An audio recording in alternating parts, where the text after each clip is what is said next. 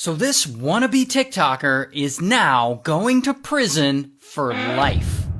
Now his name's Mohamed, and Mohamed is 26 during this time, and he works in London as a delivery driver for a kebab restaurant. And bro loves to make TikToks, mostly just videos of him acting like a goofy ass and doing whatever the hell this is and whatever the hell this is. Yeah, it seems like he aspires to be an influencer. But one day in 2021, he's at the kebab restaurant and he meets this woman, Louise. And Louise is 71, she's a businesswoman, and she eats at the restaurant a lot. And soon she becomes friendly with Mohamed and this other guy who works at the restaurant, Al-Jundi. And Al-Jundi is 23 and he's a cook at the kebab place. And bro is kind of a sketchy dude, like he's always trying to con people. And over time, Mohamed and Al-Jundi start to notice Louise got money. Like, she's kind of rich. She owns a few super nice properties in London worth 4.6 million pounds, or about 6.1 million US dollars. And she really wants to sell these properties so that she can give the money to her adult children. And Al-Jundi and Mohamed learn this about her, and they're like, jackpot! And they decide they're gonna not only scam her, but murder her. And so, over the next few months, they spend time becoming friends with her, particularly Al-Jundi. And Al-Jundi convinces Louise that he is this wealthy businessman, a high-ranking property developer, who is also a chef at a kebab restaurant. I don't know actually how that works, but over time, he convinces her that he works in real estate and that he wants to help her out. Specifically, he tells her that he has this super rich girlfriend who would love to buy her 2 London properties off of her for way above market value, and that he wants to do it in such a way that she won't have to pay taxes on it. And Louise is like, sounds dope! And she goes and she tells her family and friends about the deal, and her family and friends are like, no, this all sounds very shady. But, unfortunately, I guess Louise isn't hearing them. For some reason, she trusts Al-Jundi. So Al-Jundi tells Louise that she first needs to transfer the properties to him and put them in his name, and he'll take care of the rest. And if she does that, she will eventually get this big lump sum of cash. Then Al-Jundi goes to hire a lawyer to help him prepare this paperwork. And the lawyer looks at all this and he's like, nah, bro, you're obviously scamming this woman. In fact, several different lawyers turn him down because they can see this whole thing is sketchy. But eventually, he does get the paperwork done. And before the deal is finalized, he talks Louise into giving him the keys to one of the properties. And immediately, Al-Jundi lets Mohamed move in there without Louise's knowledge. And this is great news for Mohamed. Like, he moves in and he starts living rent-free. He starts making videos in this place, like showing it off on TikTok like he owns it.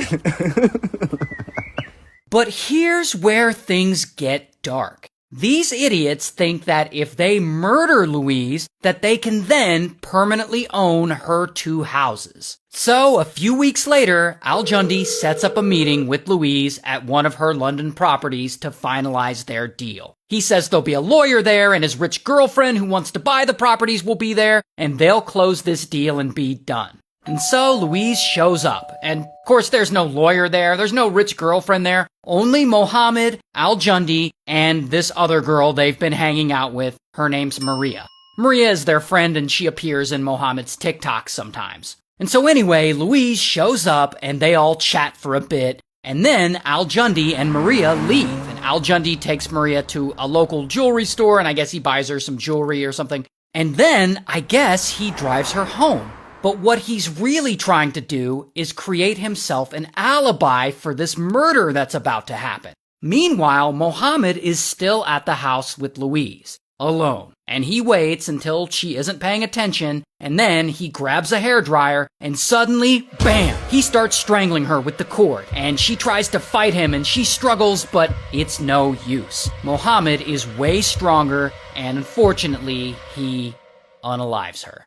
Then, Al-Jundi arrives back at the property where Mohamed is. Then he and Mohamed leave, and they go to the kebab shop where they work, and they pick up some cleaning supplies. And this is actually security footage of them outside the restaurant. Then they go back and clean up the crime scene. They wrap Louise's body in a duvet, and they dump her into one of those wheeled garbage bins. Next, they cover the body in the can with leaves and lawn clippings. Then they get Louise's phone and they start pretending to be her, and they send texts to Louise's family and friends, telling them that I'm totally fine and I've decided to go to China, but I'll be back soon. They're obviously trying to explain her sudden disappearance. Now, at this point, they have to get rid of Louise's car too, her black BMW, because it's evidence. And so Mohamed puts it up for sale on Facebook Marketplace, and he sells it way under market value, so it sells fast, within like 2 days. And then he takes that money and he goes and he buys a bunch of new clothes and shit.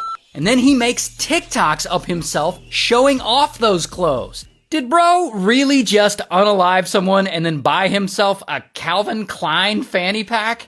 Anyway, not to mention, if you look at the background of this TikTok, this one in particular was shot at Louise's property after she was murdered. Now that will obviously come into play later. Meanwhile, Louise's family is freaking out, like she's missing. No one has seen her for a few days, which is very unlike her. And the texts they're getting from her phone are kind of weird. Like she's saying she's going to China? Not only that, these texts don't sound like her at all. Louise is 71 years old. These messages feel like they were written by a teenager. So immediately, her family knows something is up. Now at some point, someone goes to the police and reports Louise missing. Probably her family. And so police start investigating. And of course, one of the first things they do is they go to the property she owns to see if she's there. And so they go to this property that Mohamed has low-key been living at this whole time. And so police see that he's living there and they're like, I thought this place was supposed to be vacant. And they end up searching the house and they find some pieces of evidence, including a sweatshirt with blood on it. And they take it and they get it tested for DNA, and guess whose DNA they find on it? Louise. Combine that with TikToks Mohamed posted of himself dancing outside of her house after she was murdered, and now Mohamed is a suspect. And police know that Mohamed and Al-Jundi are friends, so they go and they search Al-Jundi's house. And there they find the wheeled garbage bin where the guys had dumped Louise's body. Al-Jundi had moved it there from the crime scene, thinking that no one would find it. Not only that, the day after the murder, Mohamed was giving Maria a ride, driving her home, and his dumb ass confesses to her by joking about it, like, oh, I can't believe we really unalived that lady. So when police question Maria, of course she's like, yeah, he was joking about murdering that woman when he was driving me home the other night. And so, bam, they arrest Mohamed. Here's his mugshot. And also, bam, they arrest Al-Jundi too. Here's his mugshot. And they both go to trial, and they're both found guilty, and Mohamed gets sentenced to life in prison, and Al-Jundi also gets sentenced to life in prison. Good.